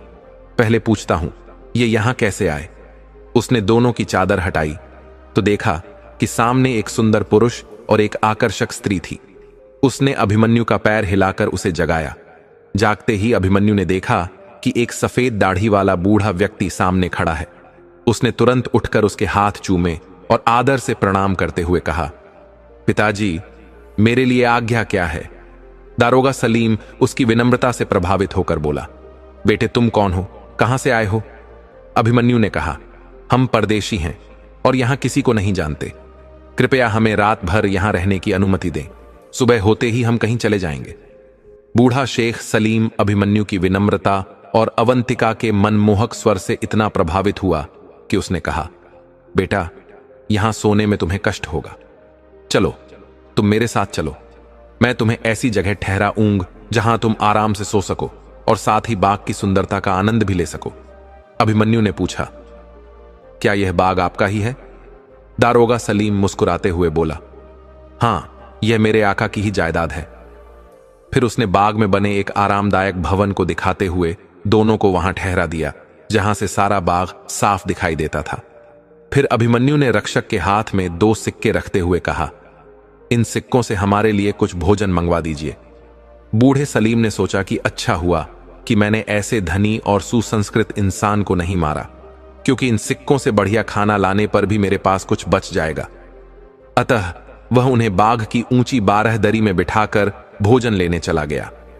इधर अभिमन्यु ने ऊपर जाकर बाग के नजारे देखने का मन हुआ, पर देखा कि ऊपर जाने का रास्ता ताले से बंद है। जैसे ही रक्षक भोजन लेकर आया, अभिमन्यु ने विनम्रता से पूछा, क्या आप हमें ऊपर ले जाकर बाग का दृश्य दिखा सकते हैं। दरोगा ने चाबी निकालकर ताला खोल दिया। दोनों ऊपर जाकर बाग का नजारा देखकर बहुत खुश हुए। अभिमन्यु ने कहा, कृपया हमें यहीं सोने की अनुमति भी दे दें और साथ ही आप हमारे साथ भोजन करें और आराम फरमाएं। बूढ़े ने सोचा कि शायद आज राजा नहीं आएंगे, वरना वे तो पहले ही संदेश भेज देते। उसने मन में ठान लिया कि ऐसे उदार आदमी की बात टालनी नहीं चाहिए। इसीलिए न केवल उसने उन्हें ठहरने की जगह दी, बल्कि महाराज के लिए सुरक्षित रखे गए पुराने जड़ाऊ बर्तनों में स्वादिष्ट भोजन भी परोसा। खाना खाने के बाद अभिमन्यु ने पूछा, कुछ पीने को भी मिलेगा। रक्षक ने कहा, मैं शरबत ला सकता हूं, पर शरबत पहले पिया जाता है, बाद में नहीं। अभिमन्यु ने हंसते हुए कहा, आप ठीक कहते हैं, पर मेरा मतलब शरबत से नहीं था, अंगूरी शराब से था। रक्षक ने तुरंत कहा, देखो, मैं तो एक मुस्लिम हूं और हमारे धर्म में शराब को हराम माना जाता है। मैं तो 4 बार हज भी कर चुका हूं, इसलिए शराब पीना तो छोड़िए, मैंने तो शराब देखी भी नहीं। अभिमन्यु ने शरारती मुस्कान के साथ कहा, मैं आपको एक तरकीब बताता हूं। बाग की खाई के पास एक खच्चर बंधा हुआ है, उसे ले आइए। मैं उसमें एक सिक्का रुमाल में बांध दूंगा। आप उसे हाँक हुए शराब खाने तक ले जाइए और शराब खाने के मालिक को इशारे से वह सिक्का दिखा दें। वह समझ जाएगा और शराब की मटकियां खच्चर पर लाद देगा। फिर आप उस खच्चर को यहां ले आइए और यहां हम मटकियां उतार ले लेंगे। इस तरह आपको शराब छूने या मुंह से मांगने की जरूरत नहीं पड़ेगी और मेरा काम भी हो जाएगा। बूढ़े सलीम को अभिमन्यु की बात में कोई बुराई ना दिखाई दी। उसने वैसा ही किया जैसा अभिमन्यु ने कहा था। खच्चर वापस आने पर अभिमन्यु ने मटकियां उतार कर रखी और बूढ़े से कहा, आपने हम पर बड़ी कृपा की है। अब थोड़ी और दया करके खाने के लिए कुछ फल भी ले आ दीजिए।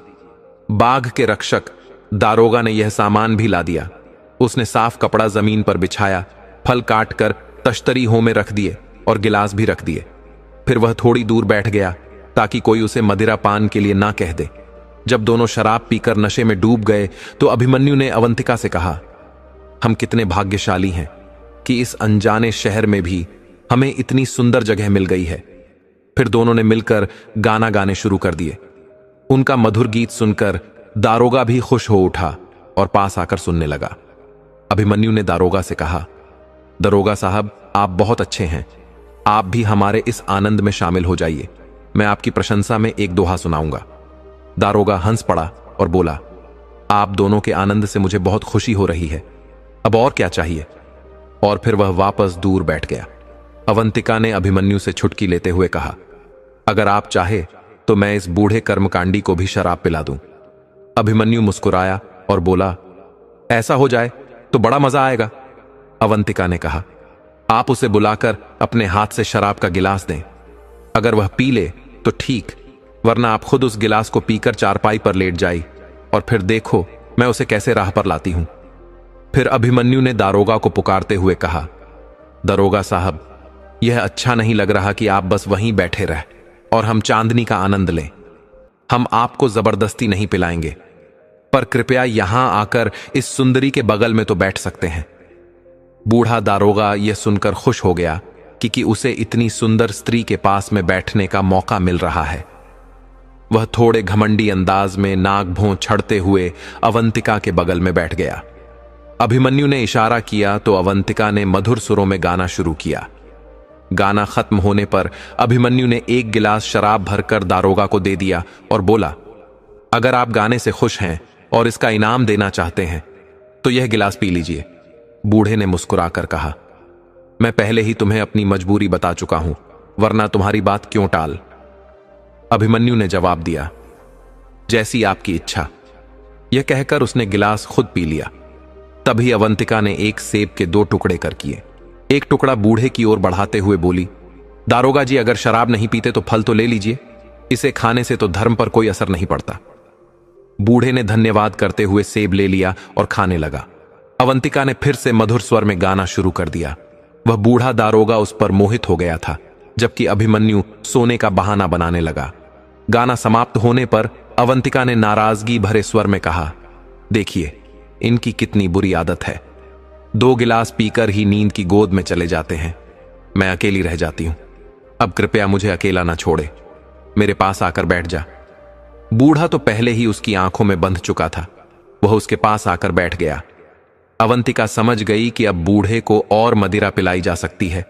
उसने शराब का एक गिलास भरकर उसकी ओर बढ़ते हुए कहा, देखिए, आपको मेरे सिर की कसम है, इससे इनकार ना करें।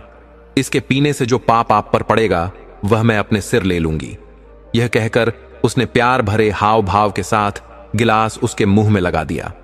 बूढ़ा बिना हिचकिचाहट गिलास पी गया और बचा हुआ आधा सेब भी खा गया। फिर अवंतिका ने दूसरा गिलास बढ़ाया, जिसे उसने तुरंत पी लिया। जैसे जैसे नशा चढ़ा, बूढ़ा खुद अपने हाथ से भर भर कर कई गिलास पीने लगा। इतने में अभिमन्यु भी पलंग से उठकर मुस्कुराते हुए बोला, बड़े मियां, आप तो पहले बड़े परहेजगार थे, अब क्या हो गया? बूढ़ा ठिठक कर हंस पड़ा और बोला, मैंने कहां पी है, यह तो तुम्हारी साथी ने जबरदस्ती मुझे पिलाई है। इसी तरह वे लोग हंसी खुशी के साथ आधी रात तक मदिरा पान करते रहे।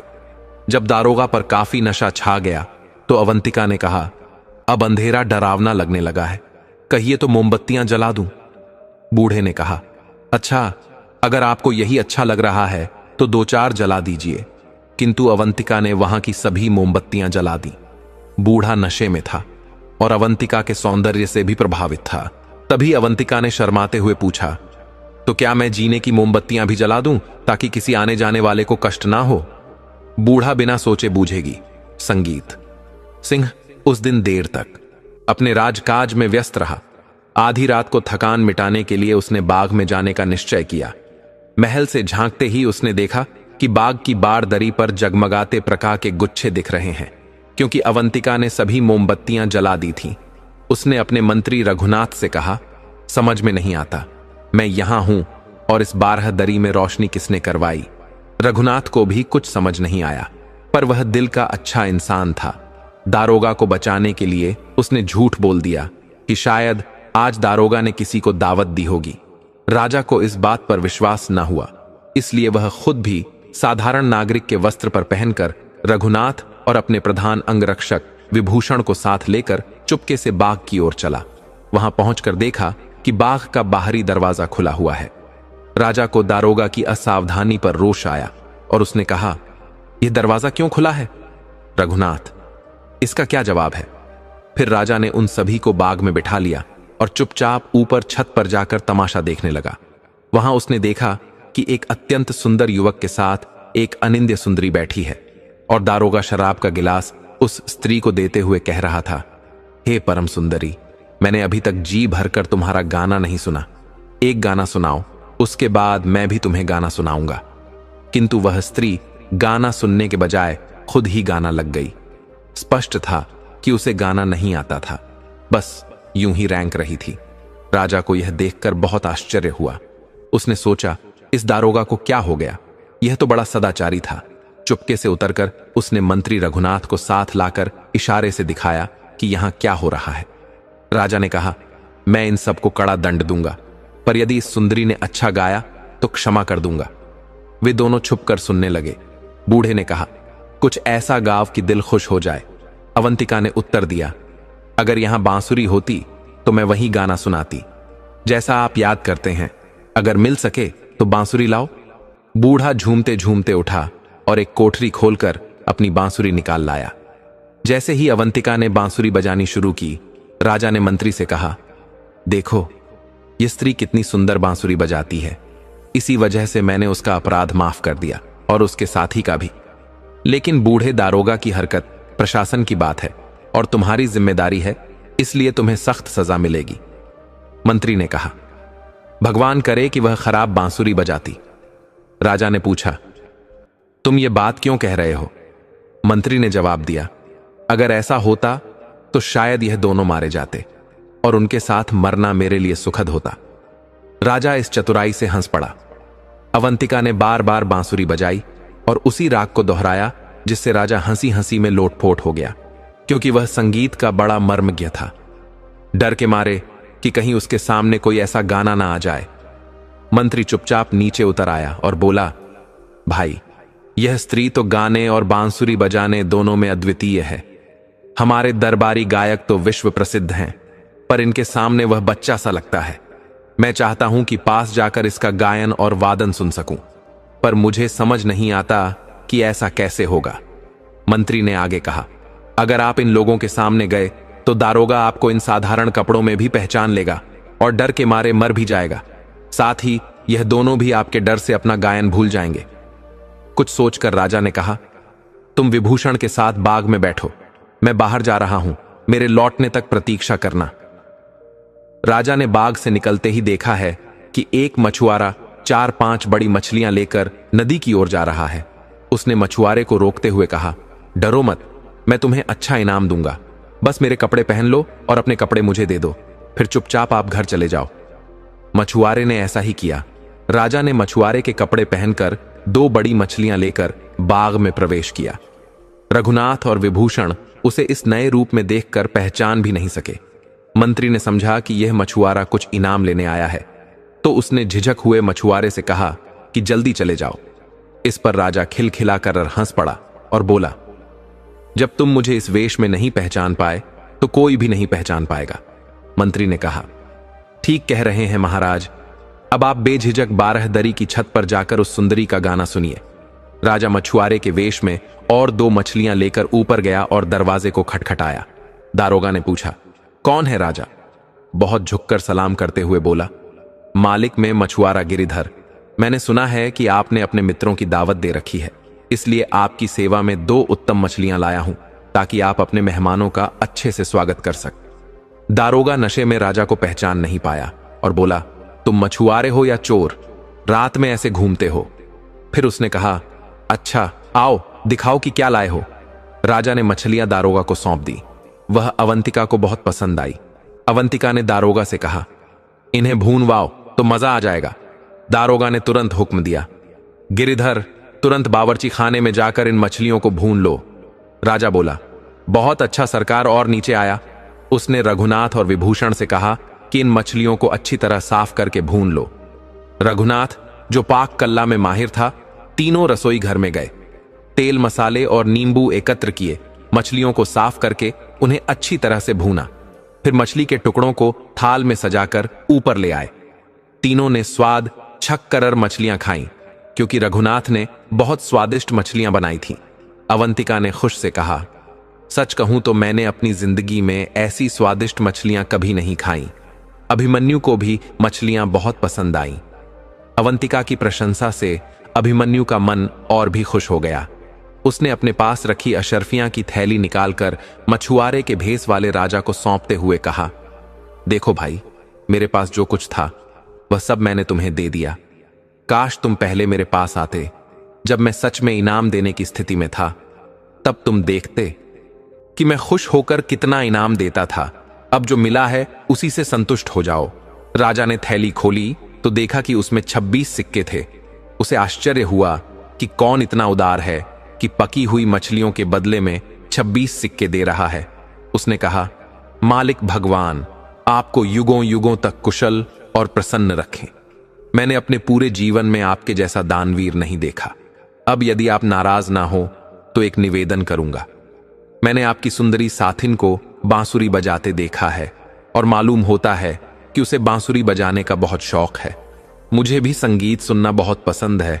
आप आज्ञा दें तो मैं भी 2 मिनट के लिए यहां बैठकर उसकी वादन कला देख लूं और फिर आशीर्वाद देते हुए अपने घर चला जाऊंगा। अभिमन्यु भी उदारता के मूड में था। उसने अवंतिका से कहा, चलो इस बेचारे को भी कुछ सुनने दो। उसे कहां गाना बजाना सुनने का मौका मिलता होगा। अवंतिका पर शराब का नशा भी छोड़ा हुआ था और स्वादिष्ट मछलियां खाने के बाद वह बहुत प्रसन्न थी। उसने सोचा, अब मैं अपना पूरा कमाल दिखाऊंगी। उसने बांसुरी उठाई और इतनी कुशलता से बांसुरी बजाई कि उसके सुर में कोई भी अंतर ना रहा। राजा ने उसकी बहुत प्रशंसा की। फिर उसने खाली बांसुरी पर एक बहुत ही कठिन राग निकालना शुरू किया। राजा ने पूरे दिल से अवंतिका की प्रशंसा की। उसने कहा, मालिक, मैंने ऐसी गुणी प्रतिभाशाली नारी कभी नहीं देखी। इसमें संगीत की निपुणता भी है और उसकी आवाज कोयल सी मधुर है। ऐसा गुण वाला इंसान शायद ही कहीं मिलेगा। आप धन्य हैं कि आपको ऐसी अनंत सुंदरी और गुणी साथिन मिली है। अभिमन्यु की आदत थी कि अगर कोई उसकी चीजों की बहुत प्रशंसा करता तो वह उसे तुरंत उस व्यक्ति को दे देता था। अवंतिका उसकी दासी थी। उसने कहा, अगर यह नारी आपको इतनी ही पसंद है तो इसे ले जा सकते हो। मैंने इसे आज ही तुम्हें सौंपूं। तुम तो संगीत के मर्मज्ञ हो, इसकी सही कद्र करोगे। यह सुनकर अवंतिका के दिल में गहरी पीड़ा हुई कि उसे अब अपने मालिक के बजाय एक मछुआरे के साथ रहना पड़ेगा। अभिमन्यु उठकर चलने लगा। अवंतिका ने आंसू भरे स्वर में कहा, मालिक, चलते चलते मेरा एक और गीत तो सुन लेते। जाओ। अभिमन्यु रुक गया। अवंतिका ने छुपाते हुए आंसू पछे और एक उदास वियोग गीत गाने लगी, जिसका मतलब था, मुझे अपने पास ही रखो, मछुआरे के हवाले ना करो। अभिमन्यु ने उसका भाव तो समझ लिया, पर वह मजबूरी में चुप बैठा रहा, क्योंकि दी गई चीज के लिए कैसे कह सकता कि मैं इसे नहीं दूंगा। राजा ने आश्चर्य से पूछा, क्या यह स्त्री आपकी दासी है? उसके स्वर में सहानुभूति झलक रही थी। तब अभिमन्यु ने धीरे से सांस भरी और कहा, गिरिधर, तुम इतने पर क्या आश्चर्य करते हो? मेरी पूरी कहानी सुनो तो वाकई में आश्चर्य में पड़ जाओगे। यह कहते ही उसने अपना सारा किस्सा राजा को सुना दिया। मछुआरा बनकर राजा ने पूछा, अब आप कहां जाएंगे, क्या करेंगे? अभिमन्यु ने कहा, जो भी भगवान चाहेगा वही होगा। राजा ने आदेश दिया, आप कहीं ना जाइए, वापस चंद्रपुर चले जाइए। मैं वहां के महाराज को एक छोटा सा पत्र लिख देता हूं, जिसे वह राजा रणजीत को सौंप देना। इससे आपके सारे दुख दूर हो जाएंगे। अभिमन्यु ठिठक हुए हंस पड़ा और बोला, भाई तेरा दिमाग तो ठीक है, कहां राजा और कहां रंक मछुआरा। राजा रणजीत तेरे पत्र पर क्या ध्यान देगा? राजा ने कहा, तुम्हें नहीं पता, राजा रणजीत मेरा बचपन का साथी है।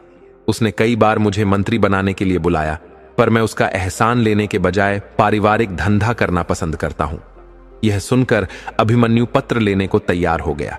राजा ने कलम और कागज लेकर पत्र लिखा, मैं मेहंदी का पुत्र राजा वीर सिंह अपने चचेरे भाई रणजीत को, जो चंद्रपुर का महाराज है, आज यह आज्ञा देता हूं कि इस पत्र को ही देखते ही मंत्री हरिप्रसाद के पुत्र अभिमन्यु को, जिसके हाथ यह पत्र भेजा जा रहा है, अपनी जगह चंद्रपुर का महाराज बना दो और शासन की कुर्सी पर बिठा दो।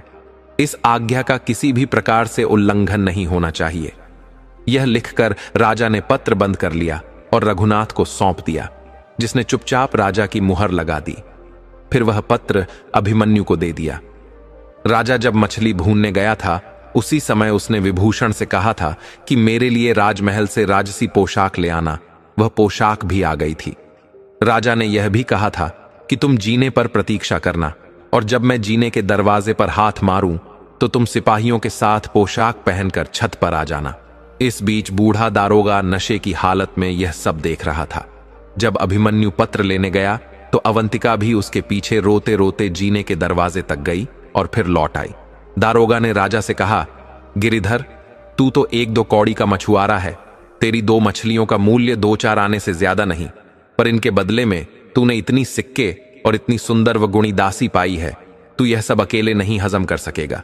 इनमें से आधा मुझे दे दे, वरना मैं तुझे बड़ी मुसीबत में फंसा दूंगा।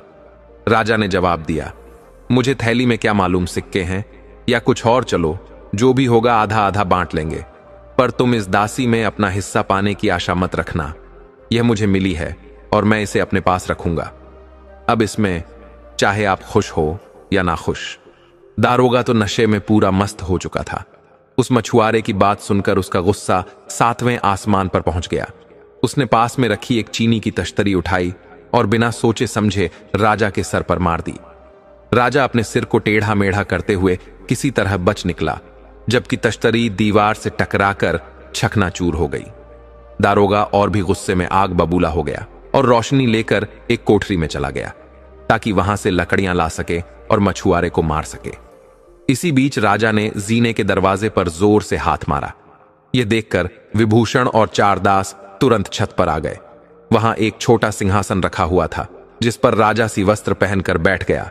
उसके पीछे चारों ओर उसके दास खड़े हो गए और बगल में एक ओर रघुनाथ तो दूसरी ओर विभूषण। इस तरह बहदरी की छत पर एक छोटा सा दरबार सज गया। उधर बूढ़ा दारोगा एक मोटी लाठी लेकर मछुआरे को ढूंढने लगा, पर उसे मछुआरा कहीं नजर नहीं आया, बल्कि उसने देखा कि राजा सिंह सिंहासन पर विराजमान है। बूढ़ा अपनी आंखें मलमल कर देखने लगा कि यह सपना है या फिर हकीकत। कुछ क्षणों बाद राजा ने मुस्कुराते हुए कहा, बड़े मियां, क्या बात है, क्यों इधर उधर घबरा कर देख रहे हो?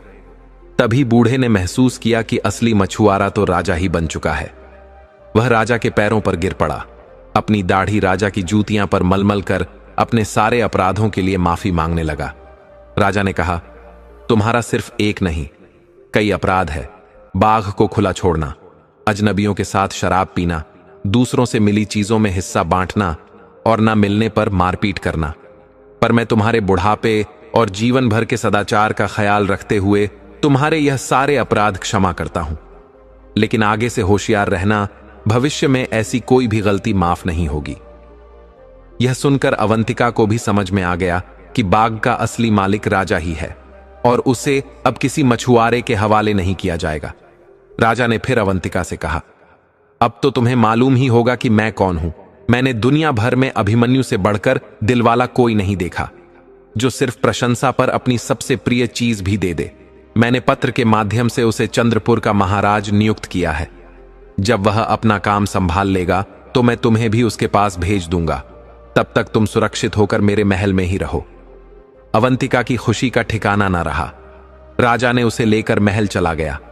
अगले दिन उसने अवंतिका को अपनी रानी राजबाला के हाथ में सौंप दिया और कहा, इसका पूरा ख्याल रखना। यह चंद्रपुर के नए महाराज अभिमन्यु की स्त्री है। कुछ दिनों में इसे उसी के पास भेजना है। इधर अभिमन्यु एक जहाज में चढ़कर बिना किसी परिचित से मिले सीधे महाराज रणजीत के पास पहुंचा, जहां वह मुकद्दमों के फैसले कर रहा था। उसने बेधड़क रणजीत के पास जाकर कहा, आपके पुराने मित्र ने आपके लिए यह पत्र दिया है। रणजीत जीत ने राजा की हस्तलिपि देखकर पत्र को चूमा और मंत्री दिव्य प्रसाद से उसे पढ़ने को कहा। मंत्री ने जब पत्र देखा तो उसकी जान निकल गई।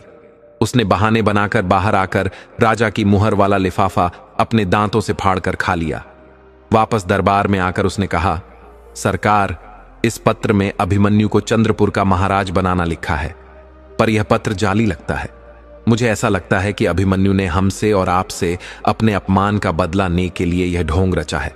उसने राजा से हमारी शिकायत जरूर की होगी, पर राजा तो बच्चा नहीं है जो बहक जाए। वह सिर्फ इतना लिखता कि इसे दंड ना दो या कोई नौकरी दे दो। ऐसे निठल्ले आदमी को वह कैसे चंद्रपुर का महाराज बना देगा। उसने कठोर स्वर में कहा, अब तुम अभिमन्यु को मेरे सुपुर्द कर दो, मैं खुद जाकर असली हकीकत का पता लगाऊंगा। रणजीत भी यह सोचकर हैरान था कि कोई इतनी आसानी से अपना पद कैसे दे सकता है, पर उसने दिव्य प्रसाद की बात मान ली। दिव्य प्रसाद अभिमन्यु को अपने महल में ले गया और वहां ले जाकर उसकी पिटाई कर दी। ज्यादा पिटाई होने के कारण अभिमन्यु बेहोश हो गया और जमीन पर गिर पड़ा। बेहोशी की हालत में उसे एक तंग और बदबूदार कोठरी में बंद कर दिया गया, जहां उसे दिन में सिर्फ एक बार कुछ रोटी के सूखे टुकड़े और पानी दिए जाने का आदेश दिया।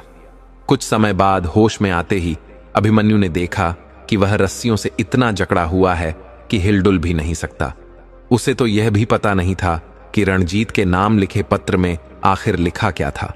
वह रोते हुए तेज से चिल्लाया, हाय मछुआ, हे, मैंने तो तुझ पर अपना सब कुछ लुटा दिया, अपना पूरा धन और अपने प्राणों से भी प्यारी अपनी दासी भी दे दी, और तूने मेरे इस उपकार का बदला ऐसा दिया। भगवान तुझे तेरी इस दुष्टता को कभी माफ नहीं करेगा। मैं भी कितना नादान हूं कि एक मछुआरे की बात मान बैठा दिव्य प्रसाद ने अभिमन्यु को 6 दिन तक ऐसे ही कष्ट में रखा। वह चाहता था कि अभिमन्यु की जान चली जाए, पर वह इतनी भी हिम्मत नहीं कर पा रहा था कि अभिमन्यु को अपने ही घर में मार दे। वह चाहता था कि कुछ ऐसा हो कि उसे महाराज से मृत्युदंड मिले। 7वें दिन उसने बहुत सी सामग्रियों की टोकरियां नौकरों के सिर पर लदवारी और रणजीत के सामने पेश की। उसने पूछा, यह क्या है?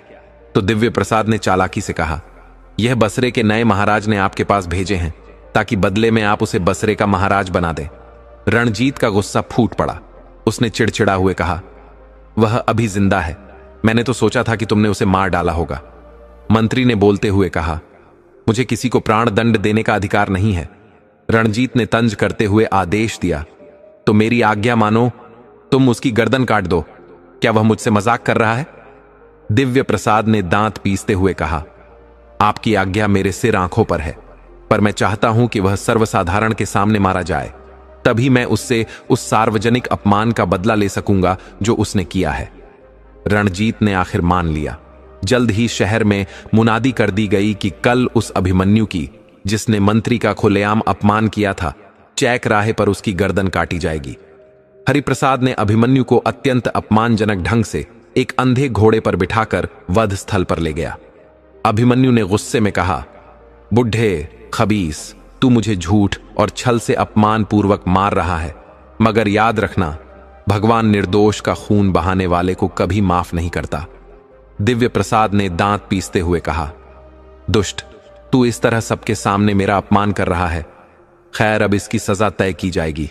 तुझे तो सबसे बड़ी सजा मिलने वाली है। अभिमन्यु को महल से लगे एक विशाल मैदान, जिसे चेकराहा बोला जाता था, वहां ले जाया गया, जहां आम जनता के सामने लोगों की मौत कर दी जाती थी। वहां जल्लाद ने कहा, मुझे आपके पिता का जमाना याद है, मैं आपका सेवक हूं, पर अब अपने कर्तव्य के आगे मैं मजबूर हूं, इसलिए आपको मारना मेरी मजबूरी है। यदि आपकी कोई अंतिम इच्छा हो तो बताइए। अभिमन्यु ने सिर उठाकर कहा, मुझे बस पानी पीना है। जल्लाद ने तुरंत एक आदमी से पानी मंगवाया और अभिमन्यु ने पीना शुरू कर दिया। इस बीच दिव्य प्रसाद ने झल्ला से गुस्से में कहा, तुम इतनी देर क्यों कर रहे हो? तुरंत इसकी गर्दन क्यों नहीं काट देते। वहां मौजूद लोगों ने मंत्री की कठोरता पर उसे ताना मारना शुरू कर दिया, पर उससे कोई असर नहीं हुआ। जल्लाद ने देखा कि मंत्री नाराज हो रहा है तो उसने तलवार निकाल ली। जैसे ही वह वार करने ही वाला था, रणजीत महल की खिड़की से सिर निकालकर चिल्लाया, इसे अभी मत मारो, मुझे दिख रहा है कि एक बड़ी फौज आ रही है। पहले पता कर लो कि आखिर माजरा क्या है। जबकि दिव्य प्रसाद चाहता था कि अभिमन्यु को जल्द से जल्द मार दिया जाए। उसने कहा, यह धूल उन लोगों के आने से उठी है जो इस पापी को मरते हुए तमाशा देखने आए हैं। तुम जल्लाद को आदेश दो कि वह तुरंत अपना काम पूरा करे। रणजीत ने आश्चर्यचकित होते हुए कहा, नहीं, यह तो सेना है। अभी जल्लाद हाथ रोककर खड़ा है। मैं पहले देखता हूं कि कौन आ रहा है। दरअसल हुआ यह था कि जब अवंतिका को उसकी मालकिन के पास भेज दिया गया तो राजा कुछ समय के बाद उस दासी और अभिमन्यु को भूल ही गया था। कुछ दिन बीतने के बाद महल में अचानक उसे एक उदास विरह भरा गाना सुनाई दिया। राजा हैरान रह गया कि इतने दुखी होकर कौन गा रहा है। पूछताछ करने पर सेवकों ने बताया कि वह गाना अभिमन्यु की दासी गा रही है, जिसे आपने आश्रय दिया था। वहीं वह अभिमन्यु के बिछड़ने का दर्द सहकर विरह गीत गा रही है। तभी मंत्री रघुनाथ को बुलाकर राजा ने आदेश दिया, अभिमन्यु के मामले में देर नहीं होनी चाहिए। तुम मेरा पैगाम और आदेश लेकर फौज के साथ निकल पड़ो। अगर दिव्य प्रसाद ने छल कपट से अभिमन्यु को मार डाला है तो फौरन उसे मार डाला जाए, और अगर वह जिंदा है तो उसे और साथ में रणजीत को भी मेरे पास ले आओ। मैं इस बारे में सारे आदेश लिखवा देता हूं। अभिमन्यु के सौभाग्य से रघुनाथ ठीक उसी समय पहुंचा जब जल्लाद अभिमन्यु को मारने ही वाला था। उसकी फौज जब नगर में आई तो लोगों ने उसका सम्मान करते हुए रास्ता दिया। रघुनाथ रणजीत के दरबार में पहुंचते ही रणजीत अपने तख्त से उतरकर दरवाजे तक जाकर स्वागत करने लगा। रघुनाथ ने पूछा, अभिमन्यु का क्या हाल है? क्या उसे मार दिया गया? अगर वह जिंदा है तो तुरंत मेरे सामने लाओ। उसी समय अभिमन्यु को रस्सियों से बंधा हुआ लाया गया। रघुनाथ ने उसकी रस्सी खोल दी, राजा का फरमान दिखाया और दिव्य प्रसाद को उसी रस्सी से बांध दिया। उस दिन रघुनाथ वहीं ठहरा। अगले दिन अभिमन्यु, रणजीत और दिव्य प्रसाद, जो अब बंदी अवस्था में थे, को लेकर रघुनाथ स्वर्ण भूमि की ओर चल पड़ा। वहां पहुंचने पर उन्होंने राजा को पूरी कहानी सुनाई। राजा ने कहा, अभिमन्यु, तुम पर भगवान की असीम कृपा है। अगर रघुनाथ को थोड़ी भी देर हो जाती तो तुम मारे जाते। अब मैंने आदेश देता हूं कि तुम अपने इस पुराने दुश्मन को अपने हाथ से मार डालो। अभिमन्यु ने राजा के सामने जमीन को चूमते हुए कहा, सरकार, इसमें कोई शक नहीं कि यह मेरा पुराना दुश्मन है, पर वह इतना बड़ा पापी है कि मैं उसके खून से अपने हाथ गंदे नहीं करना चाहता। कृपया मुझे माफ कर दें। राजा मुस्कुराते हुए बोला, तुम सचमुच बड़े सभ्य और सुसंस्कृत हो। अगर तुम नहीं चाहते तो उसे अपने हाथों से मत मारो। यह कहते ही राजा ने झल्ला को इशारा किया और झल्ला ने तुरंत ही दिव्य प्रसाद का सिर उसके धड़ से अलग कर दिया। फिर अभिमन्यु ने चंद्रपुर का महाराज बन जाने की बात पर कहा, सरकार, आपकी बड़ी कृपा है, पर मैं उस मनहूस शहर में नहीं जाना चाहता। मुझे अपने चरणों में ही रहने की अनुमति दीजिए। राजा ने उसकी बात मान ली और उसे एक विशाल जागीर और बड़ा भवन देकर अपना दरबारी बना लिया और अवंतिका को भी उसकी सौगात में सौंप दिया। राजा रणजीत से भी नाराज था कि उसने पहली आज्ञा का पालन क्यों नहीं किया, पर रघुनाथ ने उसकी सिफारिश की कि इसी के चलते अंत में अभिमन्यु की हत्या रुक गई। अंततः राजा ने रणजीत को उसका पद वापस दे दिया। इस प्रकार सच्चाई, दया और धर्म की जीत ने साबित कर दिया कि न्याय के मार्ग पर चलने वाले अंततः विजय अवश्य होते हैं। किसी ने सच ही कहा है, सत्य परेशान हो सकता है लेकिन पराजित नहीं। दर्शक, पहली सीख यह है कि भोलेनाथ के दरबार में असली कीमत हमेशा मन की सच्चाई और नियत की पवित्रता की होती है, पद, प्रतिष्ठा या दौलत की नहीं। इस पूरी कथा में देखिए, अभिमन्यु ने कितनी मूर्खताएं की। पिता की कमाई उड़ा दी, झूठे दोस्तों पर धन लुटा दिया, यहां तक कि अपनी प्राणों से प्यारी अवंतिका को भी बेचने तक की नौबत आ गई। पर उसके भीतर एक बात कभी नहीं मरी, उसका दिल बुरा नहीं था। वह किसी के साथ कपट नहीं करता, जो भी करता खुलकर करता है। दूसरी ओर दिव्य प्रसाद के पास पद भी था, ताकत भी थी, चालाक दिमाग भी था, पर उसका अंत देखिए। सार्वजनिक अपमान, फांसी जैसा दंड और अंत में मारा गया। यही भोलेनाथ की न्याय लीला है। वे देर तो करते हैं पर अंधेर नहीं करते। भक्त गलती करे तो उसे झकझोर कर समझाते हैं, लेकिन कपटी, चुगलखोर, निर्दोष का खून मांगने वाले को कभी नहीं छोड़ते। ये कहानी हमें सिखाती है कि अगर हमारा दिल साफ है, हम किसी के साथ धोखा नहीं करते, अपने पाप को पाप मानकर अंदर से टूटते भी हैं, तो महादेव जरूर कोई न कोई रघुनाथ या राजा वीर सिंह जैसे साधन भेजकर हमारी जान, इज्जत और भविष्य दोनों की रक्षा कर देते हैं। इसलिए भोलेनाथ का भक्त बनकर सबसे पहले अपनी नीयत साफ रखो, वही सबसे बड़ा सुरक्षा कवच है। दूसरी सीख यह है कि भोलेनाथ के भक्त को मेरा मेरा छोड़कर सब प्रभु का है वाली भावना सीखनी पड़ती है, और यह भावना बिना त्याग की परीक्षा के नहीं मिलती। अभिमन्यु ने अपने जीवन में 2 बार बहुत बड़ा त्याग किया। पहली बार तब जब उसने पिता की आखिरी इच्छा मानकर अवंतिका की इज्जत बचाई, उसे अपनी पत्नी की तरह रखा, सेविका की तरह नहीं। और दूसरी बार तब जब राजा वीर सिंह ने उसे अपने दुश्मन दिव्य प्रसाद को खुद मारने की आज्ञा दी, लेकिन उसने कहा, मैं अपने हाथ उसके खून से गंदे नहीं करूंगा।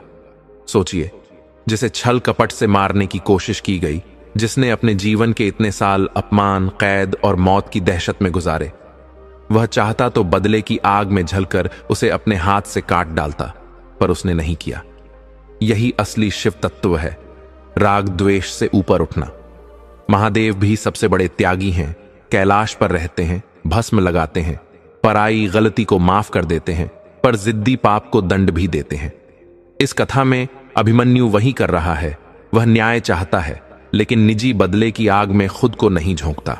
इससे सीख मिलती है कि अगर हम शिव भक्त हैं तो हमें भी अपना अहंकार, बदला, जिद, मैं उसे छोड़ूंगा नहीं जैसे संकल्प छोड़कर न्याय को ईश्वर के हवाले करना सीखना होगा।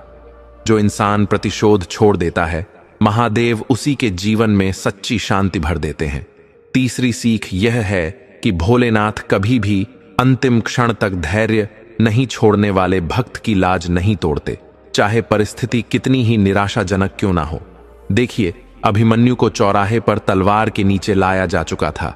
भीड़ जमा है, झल्लाद तलवार उठाए खड़ा है, मंत्री दिव्य प्रसाद चिल्ला चिल्ला कर मौत की मांग कर रहा है, और उसी क्षण दूर से धूल उठती हुई सेना दिखाई देती है।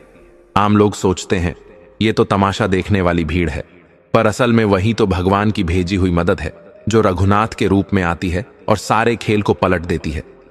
यही तो महादेव का संकेत है कि जब हालात बिल्कुल खत्म होते लगें, जब सारे दरवाजे बंद दिखाई दें, जब लोग आपका मजाक उड़ाएं, जब आपके अपने भी हाथ झाड़ लें, तब भी हर हर महादेव कहकर धैर्य पकड़े रहो, क्योंकि शिव की कृपा हमेशा टाइम पर लेट आती है, टाइम से पहले नहीं।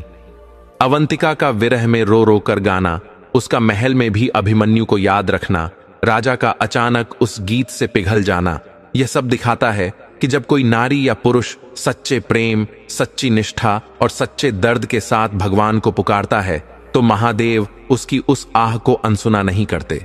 यहां भी भगवान ने राजा वीर सिंह, रघुनाथ, सरदार, यहां तक कि एक बूढ़े दारोगा और एक साधारण मछुआरे के भेष को साधन बना लिया, पर अंत में सत्य, प्रेम और निष्ठा को उठाकर राज सिंहासन पर बिठा दिया। इसलिए इस कथा से शिव भक्त के लिए अंतिम संदेश यही है, कितना भी अंधेरा हो जाए, अपनी नीयत, अपने धर्म और अपने धैर्य को मत छोड़ो। भोलेनाथ की न्याय लीला देर से चलती है, पर जब चलती है तो निर्दोष को ऊपर उठाकर पूरी दुनिया के सामने चमका देती है। दर्शक बंधु, यह कथा यहीं खत्म नहीं होती। अभी हम मासिक शिवरात्रि की उस दिव्य कथा को सुनेंगे, जिसे सुनने मात्र से जीवन के सारे दुख स्वयं मिट जाएंगे। बहुत ही पुराने समय की बात है, जब धरती पर धर्म का प्रकाश चारों दिशाओं में फैला हुआ था और मनुष्यों के हृदय में भक्ति की ज्योति कभी कम नहीं होती थी। उसी समय हिमालय की पवित्र घाटियों के बीच एक छोटा सा गांव था, अवंतिकापुरी।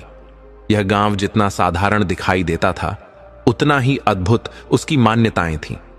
यहां के लोग मानते थे कि हर मासिक शिवरात्रि की रात स्वयं भगवान शिव ब्रह्मांड से उतरकर पृथ्वी पर विचरण करते हैं, अपने भक्तों के घरों के आंगन में कदम रखते हैं और उनके दुख, पाप, आरण, दोष तथा क्लेशों को उसी रात नष्ट कर जाते हैं। उसी गांव में रहता था एक गरीब ब्राह्मण माधव। उसका जीवन कठिनाइयों से भरा था। न धन था, न परिवार में शांति। उसकी पत्नी सुजाता हमेशा बीमार रहती थी। घर का एकमात्र बेटा विक्रम कुपोषण से कमजोर था और भोजन का जुगाड़ भी कई बार हो न पाता। लोग कहते थे कि माधव के ऊपर कई जन्मों के पापों का बोझ है, इसलिए उसके घर में निरंतर क्लेश बना रहता है। माधव यह सब सुनकर चुप रह जाता, लेकिन उसके दिल में हमेशा एक ही प्रार्थना उठती, हे महादेव, एक बार मेरी पुकार सुन लो, बस एक बार अपना कृपा दृष्टि डाल दो। मासिक शिवरात्रि का दिन पास आ रहा था और पूरे गांव में उत्साह दिखाई दे रहा था। हर घर में सफाई, हर मंदिर में डमरू की ध्वनि और हर मन में एक विशेष भक्ति संवेदना। लेकिन माधव का घर वैसा ही उजड़ा, वैसा ही शांत, वैसा ही उदास था। उसकी पत्नी सुजाता बोली, इस बार तुम मंदिर मत जाना, शरीर इतना थका है, भजन भी नहीं हो पाएगा, कुछ खाना भी नहीं है, पूजा में क्या चढ़ाओगे। माधव की आंखें भर आईं। उसने कहा, पूजा चढ़ाने के लिए वस्तु नहीं चाहिए, बस मन चाहिए। इस बार भी मैं जाऊंगा, चाहे मेरे पास कुछ ना हो, पर मेरे मन में भक्ति है। और वह अपनी पुरानी फटी धोती पहनकर मंदिर की ओर चल पड़ा। उस रात मासिक शिवरात्रि थी। चारों ओर गहरा अंधेरा था, लेकिन मंदिर के परिसर में दीपक ऐसे चमक रहे थे जैसे सितारे पृथ्वी पर उतर आए हों। लोग बिल्वपत्र, दूध, दही, शहद और गंगा जल से भगवान शिव का अभिषेक कर रहे थे। माधव एक कोने में बैठा सबको देख रहा था। उसके पास चढ़ाने के लिए कुछ भी नहीं था। उसने सोचा, क्या महादेव मेरे खाली हाथ आने से रुष्ट हो जाएंगे? लेकिन तुरंत एक अंदर से आवाज आई, नहीं, भोलेनाथ तो भाव के भूखे हैं, मैं अपना दिल चढ़ा दूंगा। वह लिंग के पास गया, अपने दोनों हाथों को जोड़कर बोला, हे त्रिपुरारी, मेरे पास कुछ नहीं है, पर मेरा मन आपके चरणों में है। बस इतनी कृपा करो कि मेरे घर में शांति लौट आए। इतना कहकर उसने आंखें बंद कर लीं और महादेव के सामने बैठ गया। घंटों बीत गए, लोग आते गए, जाते गए, पर माधव ध्यान में लीन रहा। मध्य रात्रि होते ही मंदिर में एक अद्भुत शांति फैल गई। हवा एकदम स्थिर हो गई। दीपक की लौ एक क्षण के लिए बिल्कुल सीधी खड़ी हो गई और अचानक मंदिर के गर्भगृह में हल्की सी उजली धुंध प्रकट हुई। धुंध धीरे धीरे आकार लेने लगी और अगले ही क्षण वहां स्वयं शिव प्रकट हुए। जटाओं से गंगा जी बहती हुई, नीला कांपता कंठ, तीसरे नेत्र की तेजस्विता और चंद्रमा की शीतल आभा। माधव ने आंखें खोलीं तो सामने जो दृश्य था वह देखकर उसकी सांसें थम गईं। उसने तुरंत दोनों हाथ जोड़कर प्रणाम किया। महादेव मुस्कुराए और बोले, भक्त माधव, मैं तुम्हारी भक्ति से प्रसन्न हूं। तुम खाली हाथ आए, पर तुम्हारा हृदय भक्ति से भरा था।